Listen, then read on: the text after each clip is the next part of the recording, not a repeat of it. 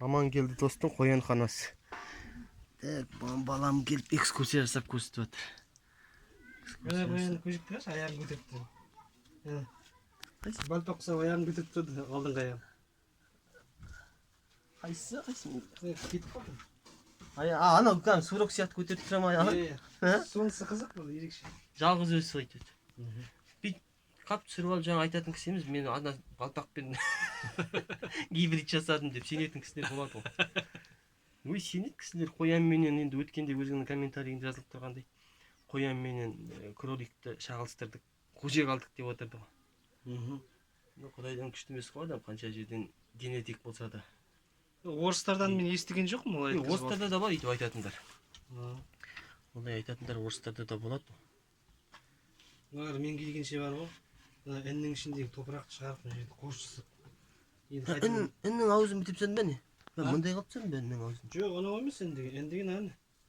Ін бұрын осы жағында тұр ма? Бұрыннан осы жағында ғой. Мынау дейтін өздері қасып тастаған ғой. Басын қопарып тастаған. Мен іннің ана жерде деп жүрмін, қармышының арты деп жүрмін. Жоқ, ана жерде. Мынау осыдан басқа жерде ұстап жатсың ғой да, ана сарайда емес та? Сарайда еркектер бар. Вот еркектер екен. Өткендегі көжектерін өсіп қалған. Өсіп қалған ғой, Жама жылдан өседі екен ғой, да? Тезеуші еді, бұлар дейтін. Алдында бір комментарий жазып қойыпты. Бір жылда 2 келі ет беретін болсақ, онда қойсайшы барады қоян бағыңды сүйіп. Өзі ешкі бизнес деген ашып қалған ғой. Сосын мен жазып жібердім ғой. Қояның сен бір жылда 35 көжек туады, бір қоянның өзі. Сен есептей бер. Ешкің әрі кеткенде 4 лақ туатын бар бір жылдың ішінде. А сол 35 көжегің дейтін қанша баты? Артықшылығын сонда қарамайсың ғой деп. Қойының артықшылығы сол ғой, көп туатындығында. Төлден ғой, мысалы қой деген біздің қойлар жылына бір-ақ қозы береді ғой.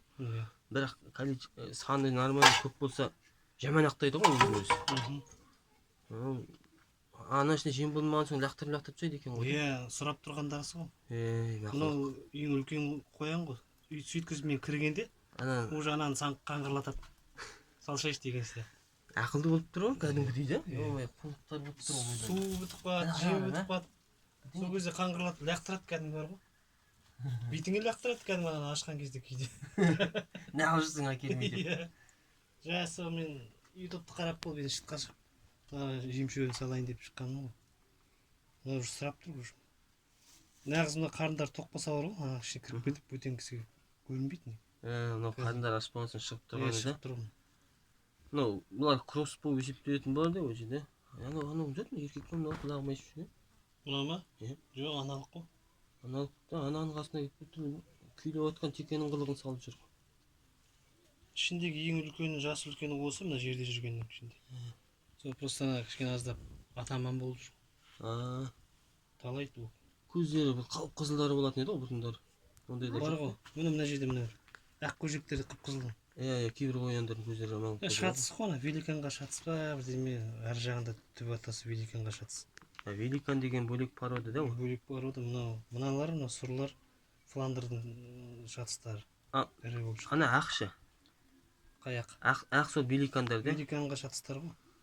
Олар бірақта дейтін, бер жағында тағы да басқа простой қоянмен араласып, тұқымы уақ. Бұлардың көзін құртып, кілеңіне әріден туатын жасап. Кеше бір орыспен сөйлесіп қойдым, бір Федя деймін. Оралдан ба? Оралдан. Барып, пожалуйста, бір несін алып кет дейді. Қанша десем? 10 мың теңге дейді еркеге. Мен ірі ме десем, ірі дейді.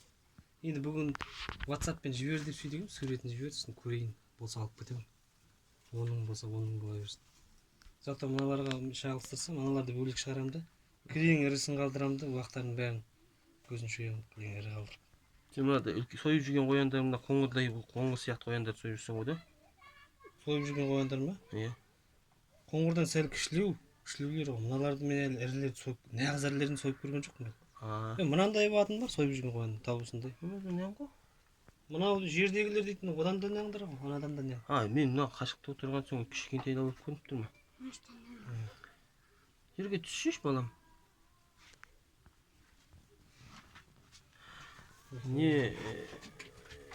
Сен мына әбеке не ма?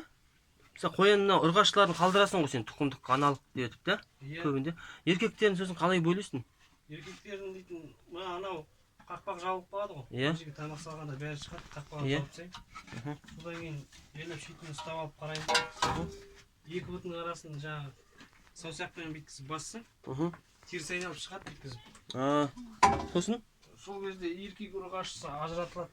Еркегінің несі жаңағы дәрет жіберетін жері, нәжіс шығаратын жері.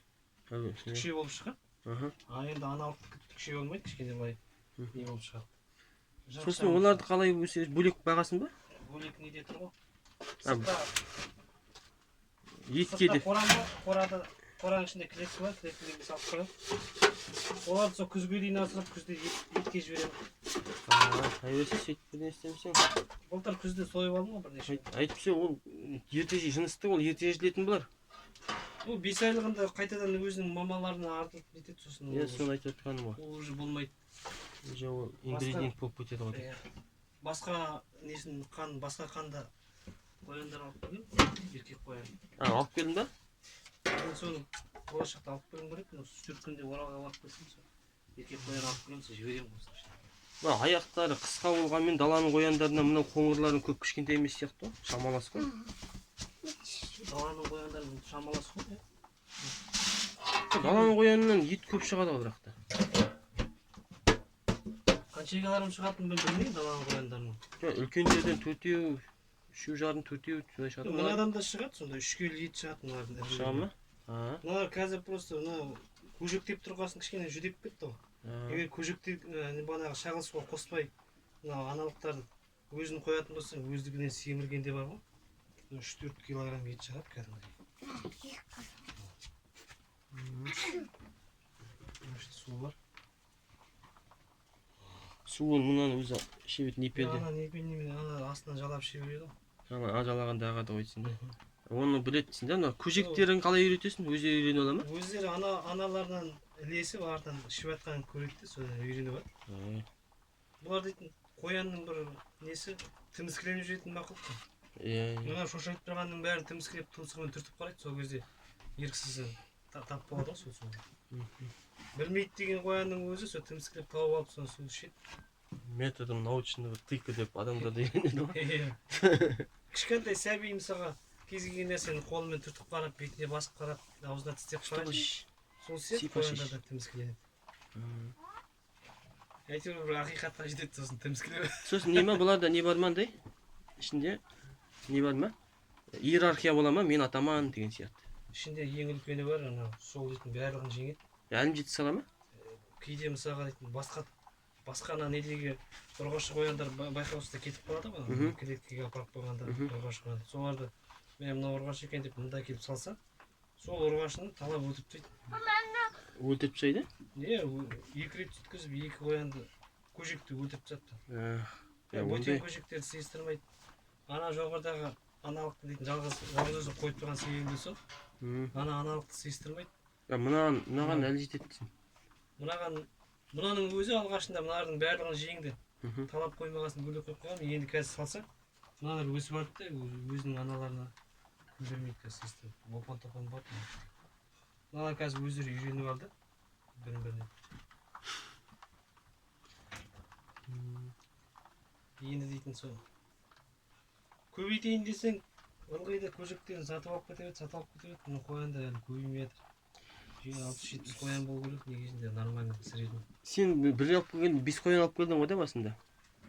Жоқ, алып келгенде 2 қоян алып келдім ғой. 2-ақ қояннан сонда бір жылда қанша болып кетті сол екеуі? 35 қоянға көбейді ғой. Бір жылда ма? Тимен жүрсің де? Әлі сойып жегеннің өзінде ме? Ол кезде сойып жеу деген болған жоқ, әлі кішкентай болды. Ана 2 қоянды сой алған жоқ, себебі аналық болды да. Сол көжектері 6 ай болғанша сойған жоқпын. Сол 6 ай болғанша уже дейтін. 6 айлығы бар, 3 айлығы бар. Қалайсыздар? 2 айлығы бар. О, арматшан қалғаны. Қалайсыздар? Соның бәрін қосқанда 30-ның үстіне шықтайды. 70-80, 70 мыңға сыймайтын бұлар. жетпіс көктеу болып кетті мүмкін. Негізі вольер жасағым келіп еді мына жерге сыртқа. Сыртқа ма? Аулаға. Күштеп жасап қояды ғой ана. Иә. Ютубтан. Астын кілетілеп вольер жасап. Сен қарайын деп жүрдің қармаққа. Мынасын мынадай жеріне андай не жасап қояды ана бұл құмалақтар түседі бүйтіп алып төгіп тастайтын Иә, жасаған ғой. Ондай да бар. көз тимесін түкіреді ха. Иә. Қоян Қояндармен деген қауышып жақсы болады. Иә, осы Алматыда жүргенде ойлап қалмай қояндар мынаватыр деп қояндар мынаватыр. бала жаман екен ойымда отқаны да. Бөлек қамап қойған еркегі ма? Жоқ, ол ең үлкен башқа. аналығы. Кетесің тағы. Ең үлкен аналығы ғой. Ол рахаттанып жатыр. Мынасын лақтырып қойды амангелді. Тәке су берген жоқ, жем берген жоқ. Жем берейінші қазір. Да секіріп шығып кетпейтін болар да. Жем сұрап тұр ма? Бірден сұрап тұр жаңадан да. Тасылдап лақтырады екен сұрағанда жаңа ыдыстарды қалбырларды. Қой. Су береді.